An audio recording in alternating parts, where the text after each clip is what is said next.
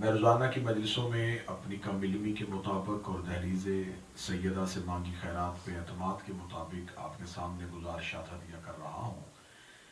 سب سے زیادہ آج کے دور میں انسان کو جس کے مقدس وجود کی ضرورت ہے وہ سیدہ کا بیٹا ہے۔ یہ ہے تقاضا ایمان، یہ ہے ماننے والوں کا تقاضا کہ انسانیت آج بھی بھٹک بھٹک کے کسی نہ کسی ہادی کو ڈھونڈ رہی ہے۔ کوئی بھی اپنے حکمران سے راضی نہیں۔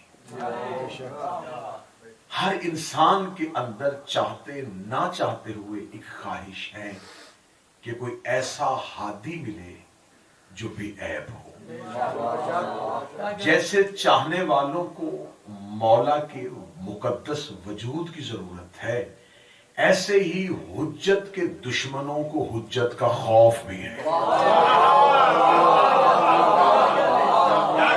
محبت تقاضا کر رہی ہے کہ جلد رستہ ہموار ہو وہ آئیں، اور دشمن خوف زدہ ہے کہ وہ نہ آئے۔ آج جو جھگڑا ہے وہ جھگڑا اس چیز کا ہے کہ ایک کوشش رستہ روکنے کی جا رہی ہے، اور ایک کوشش ہے کہ وہ جلد از جلد آ جائے۔ کل کی گفتگو ہماری اس نہج پہ پہنچی تھی کہ جب اللہ نے اس شہنشاہ کا مقدس وجود تسبیح کی صورت میں زمین پہ اتار دیا۔ اب یہیں سے بات کو آگے لے کے بڑھیں گے۔ جب میرے مالک کا ظہور پر نور ہو چکا تو شہنشاہ جو 11ویں شہنشاہ تھے انہوں نے اس مقدس وجود کو اتنا پوشیدہ رکھا، اتنا پوشیدہ رکھا کہ امام کی آمد بھی پوشیدہ تھی اور امام کا وجود بھی پوشیدہ تھا۔ گھر میں رہنے والے غلام اور کنیزوں سے بھی امام کے وجود کو پوشیدہ رکھا جاتا تھا، جبکہ شہزادی ام القائم جو تھی سرکار کے ظہور کے بعد بی بی کو بھی حجرے میں پوشیدہ رکھ دیا گیا۔ لیکن ہر دور میں حجت کو دشمن کے سامنے ظاہر کرنا ضروری ہوتا ہے۔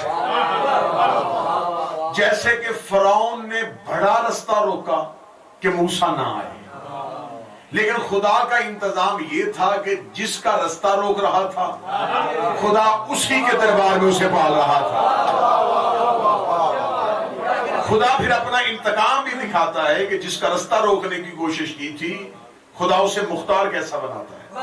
اب ایک روایت مجھے ملتی ہے، جتنی بھی کتب غیبت ہیں ان میں سے ایک روایت دو طرح کے احتمال پائے جاتے ہیں۔ پہلا یہ کہ جب امام کا 11ویں شہنشاہ کا جنازہ پڑھایا گیا تو جنازے کے وقت ظاہر ہو گئے کہ 12ویں امام دنیا میں آ چکے ہیں۔ ایک روایت ہمیں اور ملتی ہے کہ ابھی امام زندہ تھے، 11ویں شہنشاہ زندہ تھے۔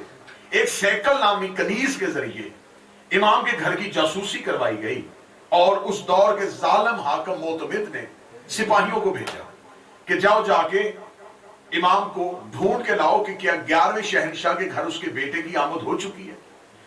تو کتب کہتی ہے کہ اس وقت امام کی آمد ہو چکی تھی، اور جو زیارات کر کے آئے ہیں وہ بخوبی واقف ہیں کہ سامرا میں جو سرمن رائے ہے، جو ایک سرداب ہے، جو تہخانہ ہے، یہ کمرہ 11ویں شہنشاہ نے بنایا تھا میرے 12ویں آقا اور مولا کے لیے۔ میرے 12ویں آقا اور مولا اس سرمن رائے میں رہتے تھے۔ میں نے ہر مجلس میں کہا ہے کہ داد اور توقع سے بے نیاز ہو کے میں ان مجالس کو آپ کو ہدیہ کر رہا ہوں۔ اس سرمن رائے میں میرے شہنشاہ تھے۔ سپاہی آیا، سپاہی نے آ کے، امام کا ایک غلام ہے، اس نے آ کے کہا کہ مولا معتمد کے سپاہی آئے ہیں۔ 11ویں شہنشاہ نے کہا بلاؤ۔ جب 11ویں شہنشاہ نے ان کو بلا لیا تو ان کے سپاہیوں نے کہا کہ ہمیں خبر ہوئی ہے کہ آپ کے ہاں ایک بیٹا آیا ہے، معتمد نے ہمیں بھیجا ہے کہ جاؤ جا کے حسن عسکری سے کہو کہ وہ بیٹے کو دربار میں بھیجے تاکہ ہم ذرا جشن منائیں اور لوگوں میں اس امام کی زیارت کروائیں جو لوگ انتظار کر رہے ہیں کہ حسن عسکری کا بیٹا اور 12واں امام دنیا میں آئے۔ امام نے اپنے اس غلام کو بلایا جس کا نام علی تھا، جس کو مخصوص کیا ہوا تھا 12ویں شہنشاہ کے لیے۔ جب اس علی کو بلایا تو اس نے مولا سے پوچھا، مولا نے فرمایا کہ میرے بیٹے کو لے کے آؤ۔ جب کہا میرے بیٹے کو لے کے آؤ تو غلام کہتا ہے کہ میرا بدن کانپا کہ سپاہی سامنے کھڑے ہیں۔ और जिसकी आमद को पोशीदा रखा है उसी को बुलाया जा रहा है। इमाम ने कहा बुलाओ। ये कहना था यहाँ उस वक्त किताबें कहती हैं कि ज़ाहरी तौर पे 3 साल की हयात तैयबा थी मेरे बार में शहनशाह की। वो जो गुलाम था वो लेके आया। जो ही सिपाहियों ने देखा तो वो गुलाम कहता है कि जब मैं हुजरे में गया ना 12वें इमाम को लेने के लिए, तो इमाम का चेहरा पहले भी रोशन था, लेकिन अब इतना रोशन हो गया कि मुझे भी चेहरा दिखाई नहीं दे रहा।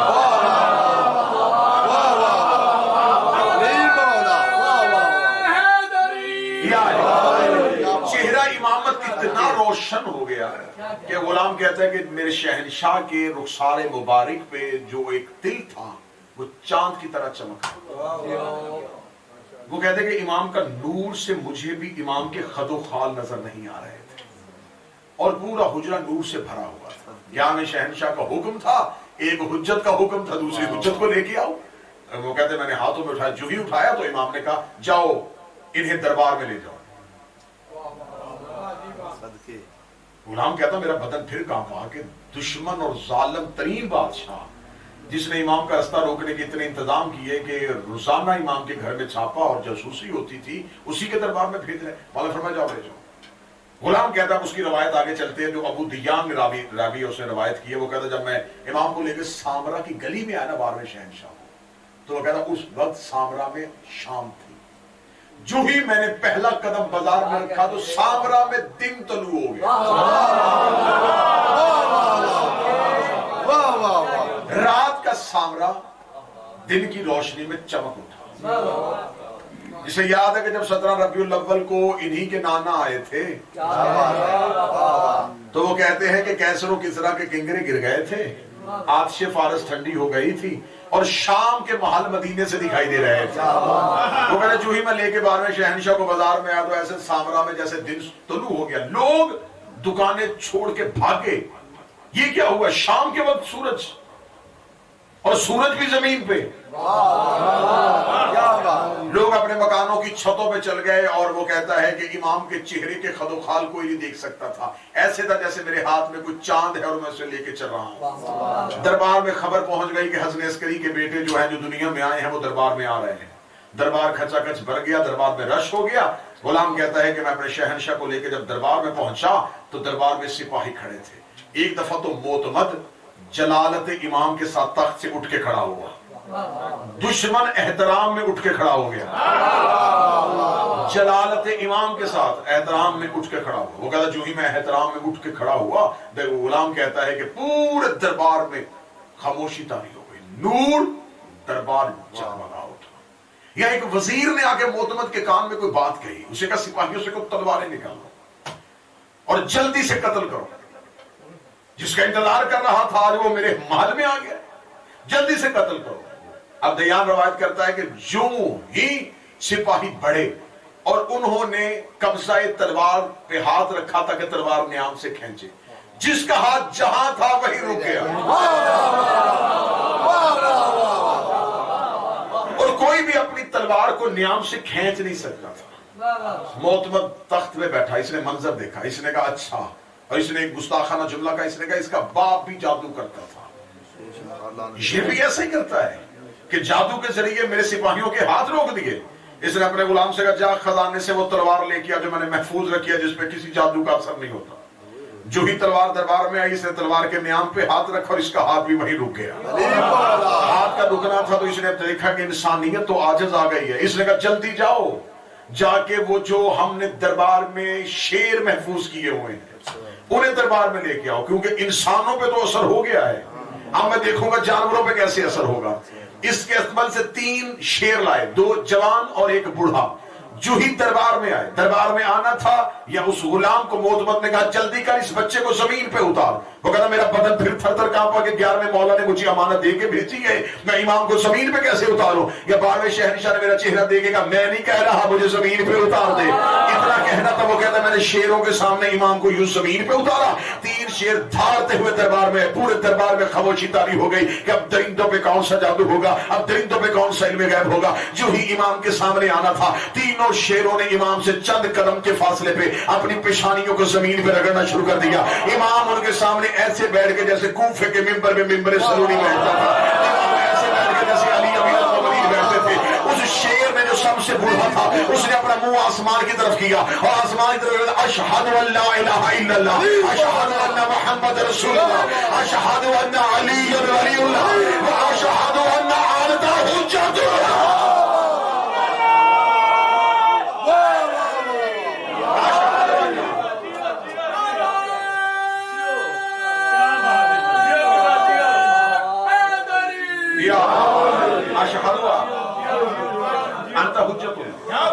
वो अल्लाह की हुज्जत है। अब ये थी 12वें की गदीर। इमाम ऐसे बैठे हैं जैसे कूफा के मिंबर के आखिरी सीने पे अली बैठते। आगे शेरों ने पेशानियां जमीन पर। बूढ़ा शेर अब अकीदों का ध्यान होने लगा। बूढ़ा शेर सर उठा के कहेगा मुद्दत से इंतजार में था कि रुख की जियारत कर सकूं। मौला में आम शेर नहीं, मैं नस्ले अबुल हारिस हूं। जिसने करबला में तेरे जद हुसैन की नुसरत पे इस्तगासे में लबैक कहा था, उसकी नस्ल से हूं और अपने वक्त के हुज्जत के इंतजार में था। ये कहना था इमाम ने कहा आज अगर अपने इमाम की जियारत कर ली है बता कोई मुश्किल तो नहीं। इतना कहना था वो बूढ़ा शेर देखेगा लगा ये 2 शेर जो इन्होंने मेरे साथ रखे हैं मुझे बूढ़ा समझ के मेरा हक खा लेते हैं, मुझे खाने से महरूम रखते हैं। इतना कहना था इमाम ने कहा अगर आज तूने पहली बार जियारत कर ली है तो अभी अदा कर देते हैं। इमाम ने कहा इन्हें सजा मिलेगी हक खाने की, तुम्हें अजर मिलेगा सब्र करने का। इतना कहना था या बूढ़ा जवान हो गया और जवान शेर बूढ़े हो गए। क्योंकि जवान शेरों का बूढ़ा होना था और बूढ़ा जवान अपने शबाब में आया तो अब पता चला कि बूढ़ा सलेमान जवानों के सामने सीना तान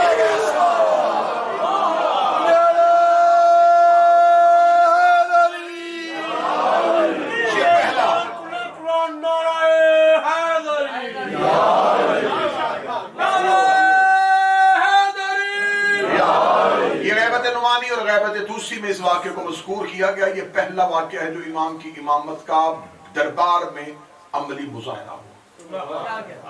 दरबार वालों को पता चल गया कि 12वें शहंशाह दुनिया में आ चुके हैं। इमाम को घर में इमाम की जरा गैबत देखिएगा। दुनिया में आते मेरे शहंशाह 255 हिजरी में आए, आते ही गैबत शुरू हो गई। कैसी गैबत थी एक झलक सुनिएगा। इमाम के घर में रहता है गुलाम और वो उसने मेरे 11वें शहंशाह से आके पूछा था कि मौला मैं चाहता हूं कि मैं आपके फर्जंद की जियारत करूं। तो इमाम ने अपने कमरे के पर्दे को उठाया। वो कहता जो ही इमाम ने पर्दे को उठाया तो इमाम ने कहा अंदर देख। मैंने देखा कि 3 साल का शहजादा उस हुजरे में बैठा हुआ है। इमाम ने पर्दे को गिरा दिया, गिरा के दोबारा उठा के कहा अब देख। वो कहते मैंने देखा तो कमरा खाली था। मैंने कहा मौला मैंने तो अभी यहाँ पे 3 साल का शहजादा देखा है। फरमाया ये इसकी गैबत ऐसे ही है, कभी जाहिर हो जाएगा कभी छुप जाएगा। और एक घर की कनीज जो घर के अंदर फिर रही थी और इमाम के सामने एक खादम फारसी बैठा था, ईरान का एक नौकर था जो इमाम की खिदमत में बैठा था। उसने ख्वाहिश का इजहार किया कि मौला, और मौला हर एक गुलाम और कनीज को अपने बेटे की जियारत नहीं करवाते। जियारत उसे होती थी जिसमें पहले ख्वाहिश पैदा हो। और ये तहजीब बुनियाद रखी जा रही थी कि इमाम की जियारत कैसे होगी। यानी कि इमाम ने हर गुलाम को जियारत नहीं करवाई। मैं फिर जुमला कहता हूं, इमाम के घर में रहते हुए भी हर नौकर ने जियारत नहीं की। जियारत उसने की जिसने पहले शौक पैदा किया। और ये है शहंशाह की जियारत का तरीका। जियारत से पहले शौक पैदा होना। एक शागिर्द ने आके अपने आरफ उस्ताद से कहा था कि आप कहते हैं कि आपकी वारिस से मुलाकात होती है, तो क्या मेरी मुलाकात भी मुमकिन है? तो कहने लगे ख्वाहिश है या शौक है? अब मैं मारिफत रखने वालों से जो मुलाज करूंगा, ख्वाहिश है या शौक है? उसने कहा मौला, उसे अपने उस्ताद से कहा सरकार ख्वाहिश भी है शौक भी है। उन्होंने कहा भी देख लेते हैं कि ख्वाहिश शौक है या सिर्फ फकत ख्वाहिश है। शागिर्दों से कैसे जाके कमरे में बंद करना, कमरे बंद कर दिए, फरमाया इसे ना खाना देना ना पानी देना। 3 दिन 3 रातें भूख और प्यास की हालत में रखा, प्यास से हलक खुश्क हो गया, मौत के आखिरी किनारे पे खुद को देख रहा था, नींद बेहोशी की हालत में पड़ा था। 30 दिन की रात को उस्ताद ने कमरे का दरवाजा खोला, कमरे का दरवाजा खोल के पानी का प्याला हाथ में लिया, उसके करीब जाके पानी के छींटे मुंह पे मारे, बड़बड़ा के उठा, उठते का पानी पानी पानी। उस्ताद ने कहा जितनी ख्वाहिश पानी की इतनी इमाम की कर। पानी क्यों मांगा? उसने कहा मौला प्यास से, अपने उस्ताद से कहने का सरकार प्यास से मर रहा था, पानी सोचते सोचते सो गया था। कहते जैसे पानी सोचते सोचते सो गया था और उठा तो पानी की तलब की, ऐसे ही इमाम को सोचते सोचते सो जाया कर। अब मेरे 11वें शहनशाह ने हर एक गुलाम को ज़ियारत ली। कनीज घर के अंदर फिर रही है, घर के अंदर चलती रही, और खादम है फारसी, ईरान का खादम है, उसने इमाम से कहा मौला मैं ज़ियारत करना चाहता हूँ आपके बेटे की। वो जो कनीज, वो खादम कहता सिहन में फिर रही थी ना, मैं उसे देख रहा था कि वो आ रही है और जा रही है। इमाम ने उस कनीज को बुलाया, कनीज को बुला के कहा कि पर्दा हटा। वो कहता अब भी मैंने देखा कि उसके हाथ खाली थे।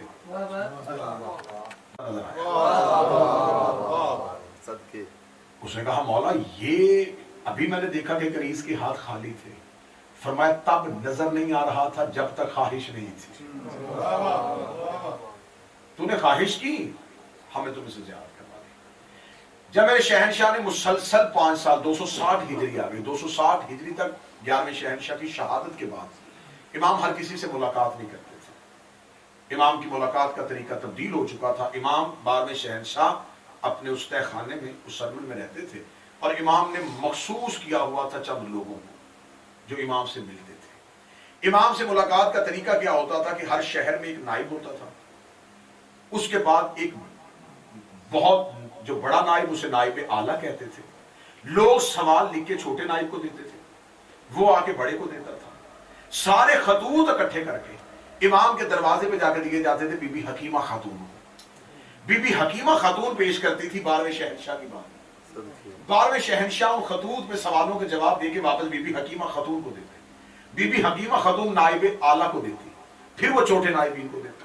अगर उनमें से कोई शिया अपने किसी खत में इमाम से मुलाकात की तमन्ना करता तो इमाम उसे खत में जवाब देते कि फलां दिन फलां वक्त में मेरे घर आ जाना, मैं तुमसे मुलाकात कर लूंगा। मखसूस लोग मुलाकात करते थे, मखसूस लोग ही इमाम की ज़ियारत करते थे। इमाम हर किसी से ज़ियारत नहीं करवाते थे। मोतमिद को पता चल रहा था कि अक्सर शिया जाते हैं और इमाम से मिलते हैं, और अक्सर शियों को इमाम जगह बता देते। मसलन इमाम कहते कि मैं मंगल को तुम्हें नजफ में मिलूंगा, मैं तुम्हें बुध को मस्जिद सहला में मिलूंगा, मैं तुम्हें काजमैन में मिलूंगा, मैं तुम्हें सामरा की पहाड़ियों में मिलूंगा। जिस जगह भी इमाम से मिलने की ख्वाहिश लोग करते और वहां जाते, मोतमिद वहां अपने सिपाही खड़े कर देता। अगली दफा पता चलता कि इमाम फलां जगह पे किसी शिया को ज़ियारत करवा रहे, इमाम फलां जगह पे आके किसी शिया को ज़ियारत करवा रहे। जब इमाम से मुलाकात का यह तरीका मुसलसल चलता रहा तो फिर इसने कहा कि इस रवश को तब्दील करते हैं। फिर इमाम ने क्या काम किया, इमाम खुम्स जो होता था, खुम्स इकट्ठा करते थे। ये उस दौर की बात है और मैं इस दौर में उसे फिट करने लगा। जो खुम्स इकट्ठा होता था वो खुम्स इकट्ठा होकर इमाम की बारगाह में आता था। इमाम उस खुम्स को वसूल करते थे और इमाम का खुम्स वसूल करने का तरीका सुनता। एक दफा इमाम के पास एक खुम्स आया थैलियों के सूरत। इमाम ने अपने जो नाइब था, इमाम ने उससे कहा कि इसमें 62 अशरफियां हैं, जिसमें से 45 हलाल हैं, बाकी हराम है। ये अशरफियां वापस कर, हम इस खुम्स को कबूल नहीं कर रहे, क्योंकि उस हराम माल ने उस हलाल को भी हराम कर दिया। उसने कहा मौला मैं अशरफियां वापस भेज रहूंगा जिसकी हैं उसके खत के साथ, वजह तो लिखें कि क्यों हराम। मौला ने फरमाया वजह बता देता हूं। वजह ये है कि इस शख्स ने धागा अपने घर में रखा हुआ था, धागा बेचता था, धागा रखा। इसने अपने हमसाये को वो धागा अमानत के तौर पे दिया और खुद तिजारत के लिए दूसरे शहर पे गया। उसके घर में चोरी हो गई, वो धागा चोरी हो गया। उसने शरई तौर पे कसम भी इसको दी कि वो धागा चोरी हो चुका है। इसने उस धागे की मुआवजे की कीमत तो ली, لیکن اس میں سے 3 دینار زیادہ لے لیے تھے. وہ جو 3 دینار زیادہ لیے تھے اس سے جا کے اس نے تجارت کی. جب اس نے اس سے جا کے تجارت کی تو اس سے اس نے 29 دینار اور کمائے, کیونکہ وہ 3 حرام تھے. جب تجارت کی تو جو آئے وہ بھی حرام ہو گیا. تو لہذا امام نے فرمایا کہ اب یہ مال پاک نہیں ہے, اسے واپس کرو. اب خمس وصول کرنے کی شرط یہ تھی کہ امام جب خمس وصول کر لیتے تھے تو جس نے خمس بھیجا ہوتا تھا اسے خط لکھتے تھے. وہ خط اس کے پاس آتا اور امام اس کو بتا دیتے تھے کہ میں نے تیرا خمس قبول کر لیا. اب خمس ڈائریکٹ لوگ نہیں دیتے تھے, دیتے تھے نائبین کے ذریعے سے. لیکن جب آتا تھا تو واپسی پہ امام کا خط آتا تھا, نائب کا نہیں. میں بالکل مدلل طریقے سے آپ کے سامنے تمام کتب غیبت کو اپنی آنکھوں کے سامنے رکھ کے پڑھ رہا ہوں. جتنے نائبین تھے وہ خمس امام تک پہنچاتے تھے, رکھتے نہیں تھے. اور پھر ان کی ذمہ داری تھی کہ اگر کسی سے لیتے تھے تو اسے واپس کیسے پتا چلتا. میں سعادت شاہ صاحب سے ایک امانت لوں اور میں کہوں کہ میں پاکستان فلاں بندے کو پہنچا دوں گا. جب اس کے پاس پہنچاؤں گا تو میں اسے کہوں گا یہ کال کریں. کیا بات اصول ہے یا نہیں ہے؟ جس نے مجھے امانت دی ہے اسے بتا دیں کہ آپ کی امانت مجھ تک اس بندے نے پہنچا دی. اب جو نائبین امانت امام کی خمس پہنچاتے تھے وہ جا کے بندوں کو کیسے بتاتے کہ امام تک پہنچ گئے؟ امام انہیں واپسی پہ خط لکھتے, وہ خطوط جا کے دیتے کہ تمہارا اتنا خمس تھا, یہ امام کا تمہارے نام پہ خط آ جائے. اب حاکم کو پتا چل گیا کہ امام تک خمس پہنچ رہا ہے. اس نے طریقہ بدلا. اس نے کہا ایسے کرو, جاسوسوں کو اشرفیوں کی تھیلیاں دے دی کہ تم امام کے شینوں سے کہو کہ امام کا خمس کون اکٹھا کرتا ہے. جو خمس اکٹھا کرتا ہے پہلے اس کا تعاقب کرو, پھر اس کے ذریعے اس بندے تک پہنچو جس کو یہ پہنچاتا ہے, پھر اس بندے کے ذریعے ہم امام تک پہنچیں گے کہ امام کہاں پہ ہے. اس نے خمس کے ذریعے امام کی جاسوسی کرنے کا سوچا. ادھر اس نے دربار میں پروگرام بنایا یا امام نے فوراً ایک ہی خط سارے نائبین کو لکھ دیا, آج کے بعد تم خمس اکٹھا نہ کرنا.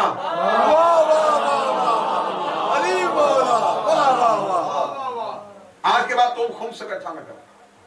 نائبین کو خط آ گیا تو امام کے حکم کے آگے کیوں کیا کیسے کی گنجائش ہوتی ہے کہ وہ نہیں پوچھ سکتے تھے کیوں مولا. صرف اتنا کہا کہ مولا جب یہ خمس آئے تو آپ اس کا طریقہ کوئی اگر پوچھے کہ خمس تو طریقہ کیا ہے. امام نے کہا جس نے خمس دینا ہو وہ کسی کو نہ بتائے کہ میں نے دینا ہے. وہ صرف نیت اور ارادے میں رکھے کہ میں نے یہ مال امام کو پہنچانا ہے. امام فرماتے کیوں کہ یہ اس کے گھر میں ہماری امانت ہے, اب وہ دینے نہیں آئے گا, ہم لینے کے لیے آ جائیں گے. لینے کے لیے امام کس طرح آتے تھے؟ آپ یہ نہ سمجھیے کہ جسمانی طور پہ امام اس کے گھر جاتے تھے اور خمس اکٹھا کرتے تھے.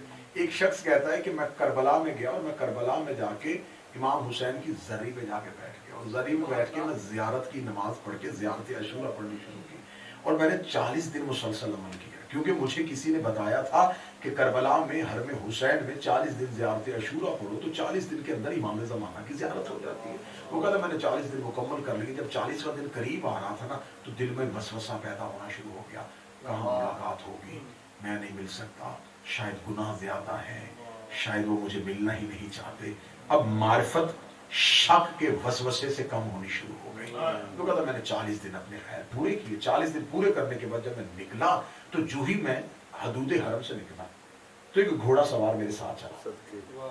کہاں جا رہا ہے؟ کہنے کا کوفے. کس رستے سے جائے گا, خشکی کے یا دریا کے؟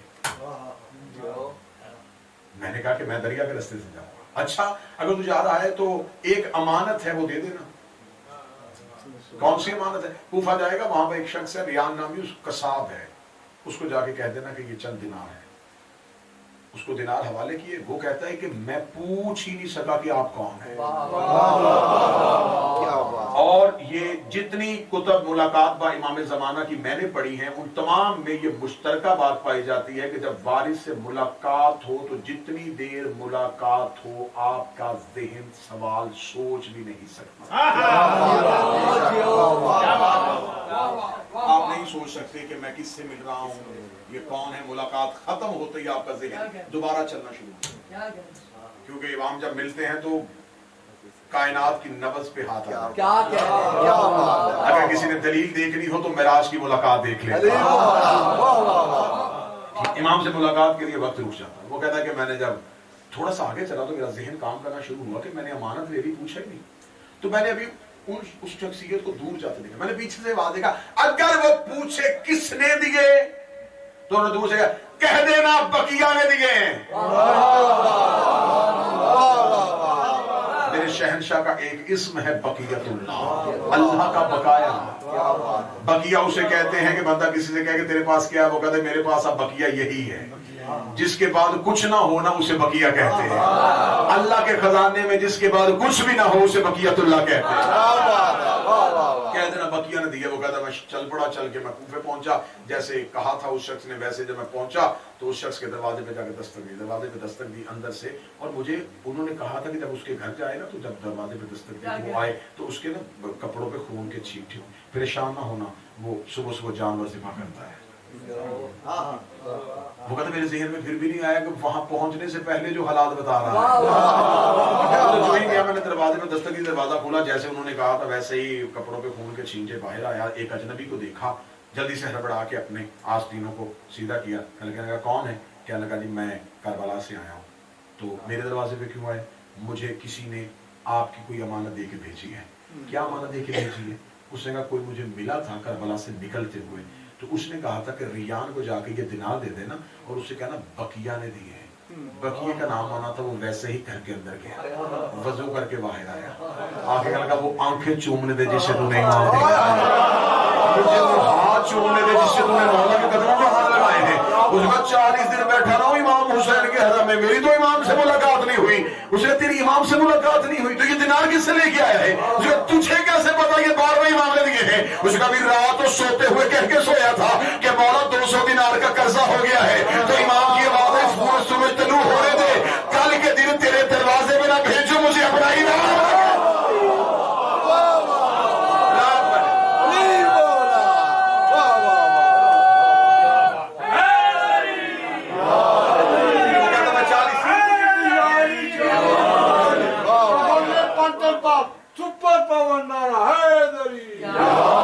वो कहता मैं 40 रातें बैठा रहा और जिसने घर से पुकारा उसको इमाम ने मुसलसल अपनी गायबत को छुपाए रखा। फिर एक वक्त आया कि मोतमद ने अपने सिपाहियों को भेजा।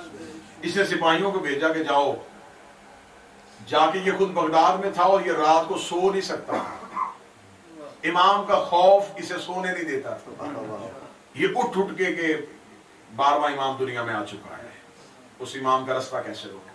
इसे सिपाहियों को कहा जाओ आखिरी बार जाके सामने इमाम के घर का घेराव करो, कोई चिड़िया का बच्चा भी बाहर ना निकलने पाए। एक बहुत बड़ा लश्कर भेजा तेज रफ्तार घोड़े लेके। जो ही वो घोड़े लेके आए, अब जरा रवायत सुनने वाली है। जब वो पहुंचे तो वाजिद भाई वो कहते हैं कि जो ही हम इमाम के घर का हमने घेराव किया, घेराव करके तो वो सिपाही कहते हैं कि जब हम पहुंचे तो देखा कि एक हबशी गुलाम घर के दरवाजे में बैठा कुछ बुन रहा था। जो ही सिपाही आए ना तो वो इतना परेशान नहीं हुआ, खौफजदा नहीं हुआ, डरा नहीं। उसने ऐसे देखा और फिर वो कमर बंद सी रहा था, उसे सीना शुरू कर दिया। सिपाहियों ने कहा इतना बड़ा लश्कर आया दरवाजे पे, ना खौफजदा हुआ ना डरा ना सहमा। उनमें जो उनका सरदार था, सिपा सलार था, उसने आगे खड़े होकर कहा इस घर में कौन रहता है? उसे सीधे इस घर का मालिक।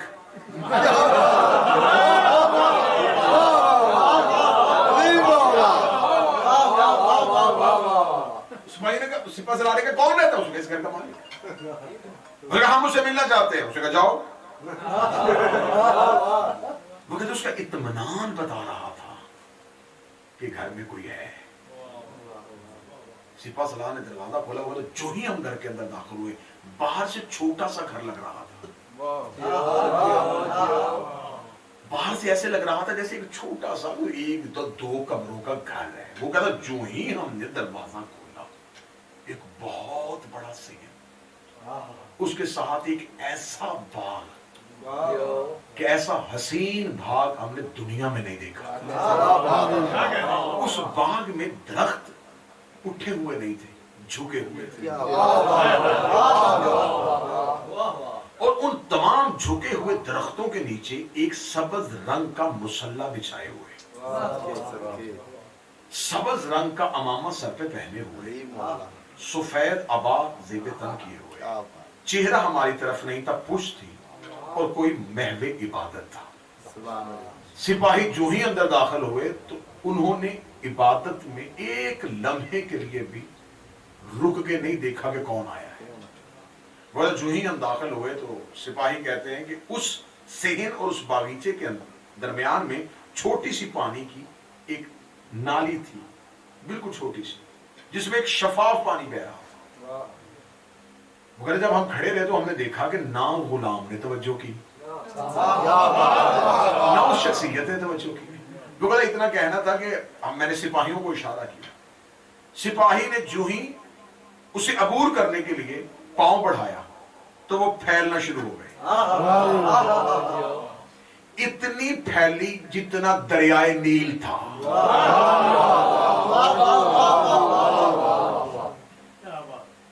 जो ही उन्होंने फैलता हुआ दरिया देखा, उन्होंने अपने पांव को समेट लिया। अब जो भी आगे बढ़ने का इरादा करता वो फैल के दरिया की सूरत इख्तियार करता तो आखिर उन्हें खतरा लाहक हो गया कि हम तो इसको अबूर नहीं कर सकते। वो कहते हम खड़े होकर आवाजें देते रहे, किसी ने हमारी तरफ पलट के ना देखा। जो ही हम वापस पलटे तो हमने उसी हबशी गुलाम के कांधे पे हाथ रख के कहा, उस शख्स तक पहुंचने का कोई रास्ता है? अब सदर में कैसे कहूंगा और तुम कैसे सुनोगे? मैंने कहा था कि वो पानी दरिया बन चुका था। कौन सा दरिया? नील का दरिया। उन्होंने कहा उस शख्स तक पहुंचने का कोई रास्ता है? हबशी गुलाम ने कमरबंद सीते हुए मुंह करके कहा, तुम में कोई मूसा है?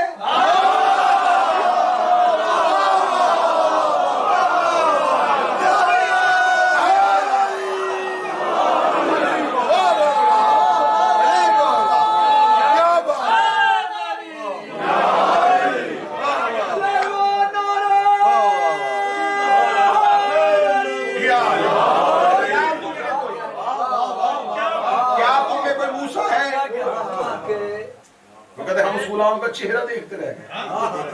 हमने कहा तूने मूसा की मिसाल क्यों दी? उन्होंने कहा क्या तुम में से किसी के पास असाए मूसा है? क्या बात? जहां वो बैठा है इस दरिया को अबूर करने के लिए मूसा होना चाहिए। मूसा नहीं तो हाथ में असा होना चाहिए। उन्होंने कहा कहां से लेके आए असाए मूसा? हम तो मोहतमद के सिपाही हैं। इतने साल, 1000 साल पहले मूसा दुनिया से चला गया, कहां से लेके आएंगे मूसा का असा? अब हमने तो खतीब और जाकिर तो लफ्ज़ ही पढ़ने होते हैं ना, आगे मजमा होता है कितना सही उसका साथ चला है। उसने कहा वो मूसा नबी था, असा नबियों के पास होते हैं। इतना कहना था, गुलाम ने अपने दाएं घुटने को उठाया, नीचे से कसा निकाल के था मेरे तो पास है, मैंने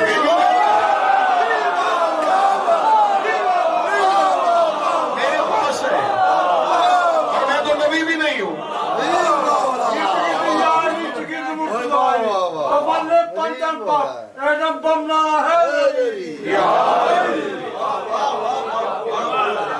मेरे पास है लेकिन मैं तो नबी भी नहीं।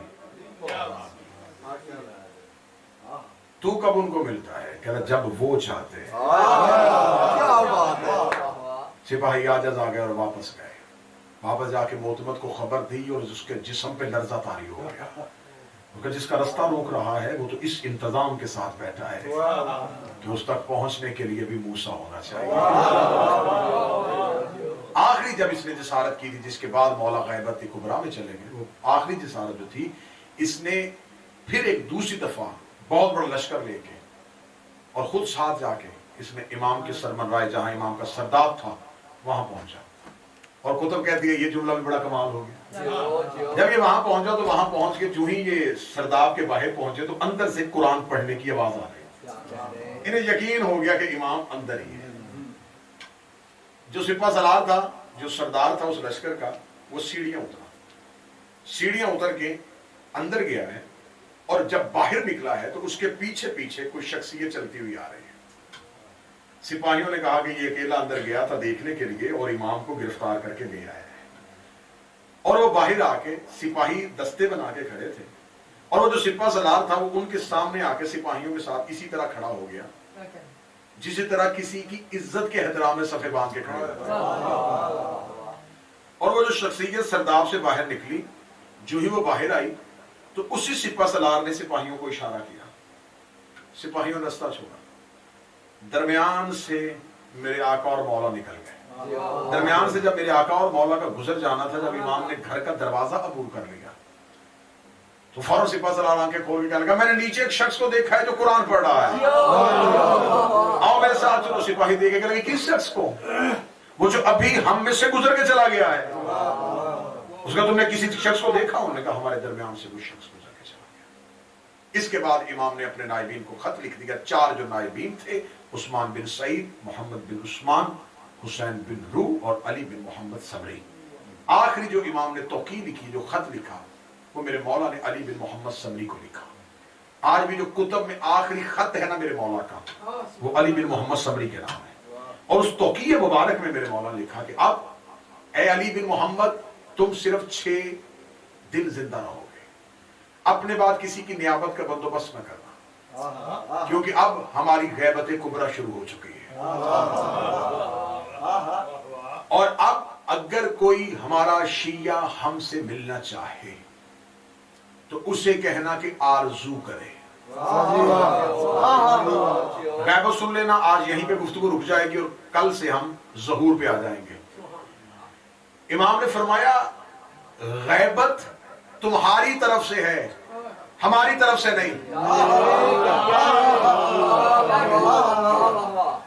بالکل غلط عقیدہ میری قوم کے بچوں میں اور جوانوں کے ذہنوں میں پایا جاتا ہے کہ شاید مولا کسی ایک غار میں، کسی ایک جزیرے میں ہے اور مولا وہاں ہے، اور جب حکم ہوگا تو وہ وہاں سے آئیں گے۔ مولا خود اپنی توقیع پہ لکھ رہے ہیں غیبت تمہاری طرف سے ہے، میری طرف سے نہیں۔ تم مجھے نہیں دیکھو گے، میں تمہیں دیکھوں گا، صرف تم مجھے نہیں دیکھ پاؤ گے۔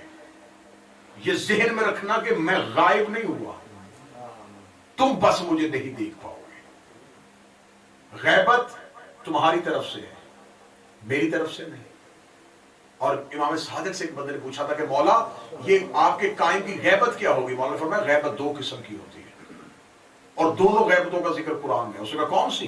امام نے فرمایا ایک ہے اصحاب کہف کی غیبت، ایک ہے یوسف نبی کی غیبت۔ اصحاب کہف کی غیبت وہ ہے کہ اللہ نے انہیں ایک غار میں سلا دیا اور وہ 3 بار اٹھے۔ پہلی بار کب اٹھے تھے؟ جب 300 سال بعد اٹھے، اور قرآن میں پورا تذکرہ 300 سال بعد اٹھے، بازار میں جب دیکھا کہ دنیا بدل گئی ہے، واپس گئے اور اللہ کے حکم سے پھر نیند طاری ہو گئی۔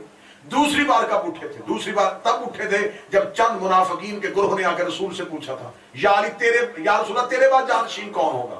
فرمایا جس سے غار والے صحاب سلام کریں گے۔ یہ کہنا تو انہوں نے کہا غار میں کون ہے؟ فرمایا جسے قرآن میں صحاب کہف کہا گیا ہے۔ انہوں نے کہا صحاب کہف کہاں پہ رہتے ہیں؟ رسول نے چادر کو بچھوایا، انہیں ساتھ بٹھا کے ساتھ علی کو بٹھایا، بادل کا ٹکڑا لے کے وہاں چلا گیا جہاں غار تھا صحاب کہف کا۔ اصحاب کہف کے غار کا جانا تھا، علی نے کہا جاؤ انہیں سلام کرو۔ انہیں غار کے تہانے پہ منہ رکھ کے سلام کیا، اندر سے کوئی جواب نہیں آیا۔ یا امیر المومنین کی آواز ہے، یا سلام علیک یا رجال الغیب، اے چھپے ہوئے مردوں تم پر میرا سلام۔ غار کے اندر سے آواز ہے، علیک السلام یا حجت اللہ یا ولی اللہ۔ اور امیر المومنین نے حکم دیا پھر سو جاؤ، وہ پھر سو گئے۔ میرے سلام پہ اٹھے تھے، اب اٹھیں گے قائم کے ساتھ۔ یہ غیبت ہے کہ وہ ایک غار میں بند ہے اور انہیں کوئی دیکھ نہیں سکتا، ان سے کوئی مل نہیں سکتا۔ مولا فرماتا ہے یہ غیبت اور ہے۔ ایک غیبت تھی یوسف کی، فرمایا ہمارے قائم کی غیبت اصحاب کہف والی نہیں، یوسف نبی والی ہے۔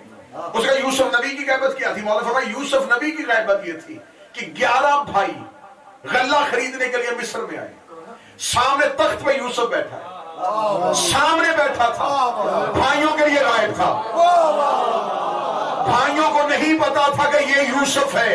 امام کہتے ہیں اتنی بار تم قائم سے ملو گے لیکن تمہیں نہیں پتا ہوگا یہ امام ہے۔ مولا فرماتے ہیں میں اپنے ہر شیعہ سے ملتا ہوں۔ مالک فرماتے ہیں جب میرا ظہور ہوگا تو میرا ہر شیعہ مجھے دیکھ کے کہے گا میں نے تو آپ کو دیکھا ہوا ہے۔ اب غیبت आज के बाद गायब का असूल ये बनाइएगा, गैबत का असूल हमें नजर नहीं आ रहा है, वो हमें देख रहे हैं। मौला फरमाते मैं तुम अपने शियों की खुशियों में शामिल होता हूं। मौला फरमाते मेरे किसी शिया के घर में गम हो, सबसे पहले मैं वहां जाता हूं। मौला फरमाते तुम मेरे इतना यकीन रखो, इतना यकीन रखो कि अपने घर में रहने वाले बच्चों को बताओ कि बेटा हम घर में 4 या 5 फर्द नहीं रह रहे, इस घर में हमारा इमाम भी है। क्या कहने के बाद मालिक फरमाते हैं कि मेरी गैबत छुपी हुई ना समझना, वरना गाफिल हो जाओगे।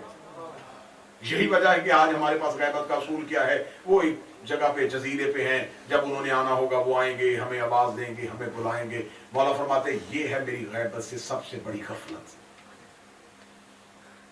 शहनशाह फरमाते तुम मजलिस करवाते हो, मैं तुम्हारे साथ होता हूं, तुम्हारे घर में खुशी होती मैं तुम्हारे साथ होता हूं। इतना मेरी मौजूदगी का यकीन करो कि अगर एक बेटा बाप के सामने सिगरेट नहीं पीता कि बाप की आंखें मुझे देख रही हैं, तो उसे गुनाह करते हुए ज़हन में ये रखना चाहिए कि मेरा इमाम मुझे देख रहा है। मौला फरमाते हैं कि जो मुझसे मुतसिल होना चाहता है, जो मेरा नासिर बनना चाहता है, सिर्फ एक चीज अपने ज़हन में बिठा दे, मेरा इमाम मुझे देख रहा है। मौला फरमाते जब तुम इस यकीन को बिठा लोगे, फिर तुम में और मेरे दरमियान कोई फर्क बाकी नहीं बचेगा, तो मुझे इतनी जल्दी पा सकोगे जितनी तुम्हारी सोच है, अगर तुम ये जान जाओ कि तुम्हारा इमाम तुम्हें देख रहा है। इंशाअल्लाह कल गुफ्तगू यहीं से आगे बढ़ाते हुए आएंगे कि इमाम की गैबत कुबरा में इमाम का ज़हूर कैसे होगा और जो 313 सहाब है उनका राज क्या है। हुक्म है